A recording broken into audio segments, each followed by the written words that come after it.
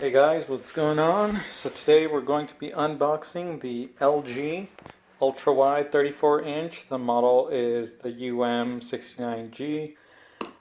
This just came out probably about a month or so ago, and the great thing is it now has a 1 millisecond response time. Have not tried it out, just picked it up, so we'll see. Only bad thing is this is for AMD users. It can be used with NVIDIA users, but it supports FreeSync, and if you want that NVIDIA chip, you're gonna have to pay that premium dollar. But let's go ahead and open this guy up and see what it's all about. So right off the bat, some pretty nice packaging, obviously, because it's 34-inch, and I believe it's curved. Well, we'll see what we see when we pick it out. But here's our stand. Since this is the gaming edition, it's going to have this red accent down here. We'll check that out. Let's see what we've got here. This looks like power cord and some accessories, and of course the monitor itself. Goodness. All right, so well, not curved, but that's okay. We weren't expecting that, actually. You'd probably have to pay a little bit more to get curved. This is actually a very good price. It was $350, $349.99 at Micro Center. I think most places are selling it at $400. Also, an adjustable stand. We'll see when we put it all together. And then, wow, it's actually very thin. I'm actually kind of scared of pulling it out like this. Give me a second. All right, and we're back.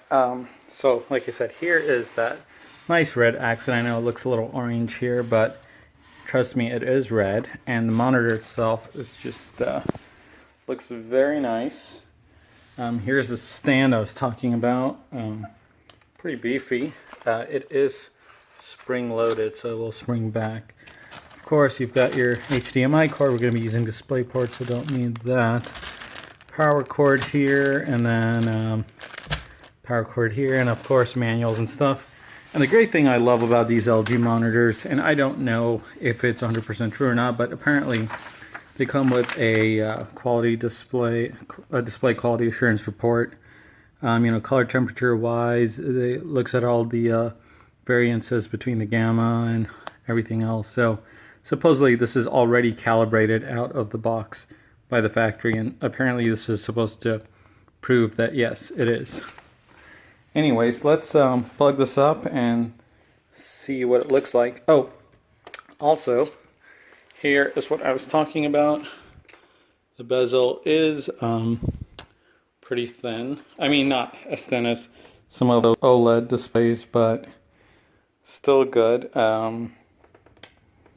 Connections on the back.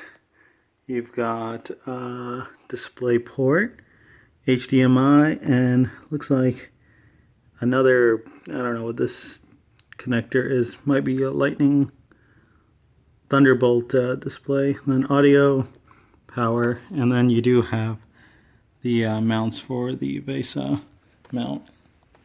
All right, let's plug this guy up and see how it performs. So some of you may be interested on how to assemble this. Very simple. You've got your two locking screws that you can use your hands for. That connects to the mount there. And the mount is actually kind of interesting. It kind of just has some grooves that will lock it into place. I don't know if there are screws that you actually need, but it looks like you just kind of maybe, oh, just clicks in. Hey, there we go.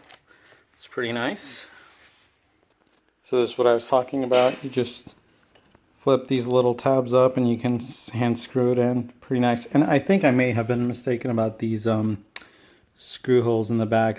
I've never used the VESA mount, so not 100% sure if those were the screws for it or not, but I'm sure you can attach some mount to it. Looks like on the bottom they've got the little joystick button controller, which is great. A little lock here if you want this to be safe and not get stolen. Maybe it's in a public place or something. But let's hook it up and see how it performs. Hey, so one thing I did forget to mention was the little clip that we get with the package. This little clip lets you do a little bit of cable management, and there is a nice little hook which lets you hang your headphones. A nicer touch would have been something that allows you to route your cables through here, maybe come out the bottom. Would have been good. The other issue is no integrated webcam, no additional USBs either, but for the price you really can't beat it. And also I had mentioned that this down here was a Thunderbolt. It's actually a USB Type-C connection. And of course you do have an audio jack there, but most of you will probably go straight from the source to get the amp. Of course, if you ever want any more information, there's a Reddit on the Ultrawide Master Race. One thing I did want to mention is this does tilt a bit. I did say it was spring loaded, but that's to make it easier to tilt back. There is, significant tilt on it. It doesn't rotate, that's the only thing. But that's okay. You can tilt it back and there's a vertical movement on it. So if you, I'd say probably about a good 4 to 5 inches there. And the great thing I love is this little joystick I mentioned earlier. You can just very easily navigate everything. A good amount of settings. Unfortunately, let's see, picture. Oh yeah, it's got all full adjustment for picture and all that. Again, very easy to manage. You can control the volume from here, etc., whatever. The only downside to this monitor really is that, one, it is a FreeSync monitor. So again, NVIDIA users will not be able to fully utilize your G-Sync or whatever else you wanted to utilize. And the other thing is it's only 2560 by 1080. You can do custom, resolutions and try to overclock it, but I have not been able to get this past 76. It just comes up blurry.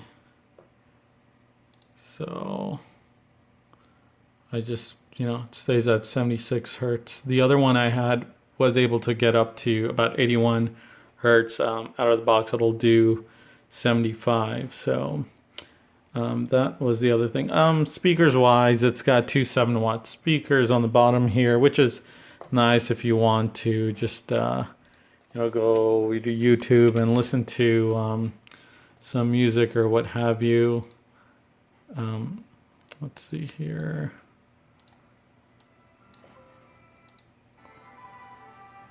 It's okay. It's enough to just watch a quick video or listen to a quick sound bite, but nothing really for cinematic movie mode or anything like that. But overall, the monitor is pretty nice. It's like I said, it does have somewhat of a large footprint, but it does have these cool accents, which I think are interesting. And you probably can, I think, mount this somewhere. If you took the mount, it does have those 4 screws, and I think a VESA mount could probably be mounted to this, and that would make it a lot easier to just swivel up and down and in and out of the way. Obviously, the other thing is it's not curved, so that does make it quite long when you're looking at it horizontally, and you do kind of have to shift your focus from left to right based on how close or far this is sitting from your face. Being curved would help, but again, at the price point of $349.99, 2560 by 1080, it's really not that bad of a deal, and does have 1 millisecond response time, so that's always good too. Besides that, the colors look decent. I'm sure you can get a calibration tool and set it up as you want, but if you go, look at some of these wallpapers I interface lift, they look very vibrant and the colors look pretty accurate too. Besides that, I think we've covered everything. I'm not going to do a full, detail analysis of it. This was mainly an unboxing and then a few tidbits afterwards. So thank you for watching, and please let me know if you have any comments, questions, criticisms. And again, I'm also sorry about the poor camera quality. This is taken from my cell phone, so my apologies. Thank you.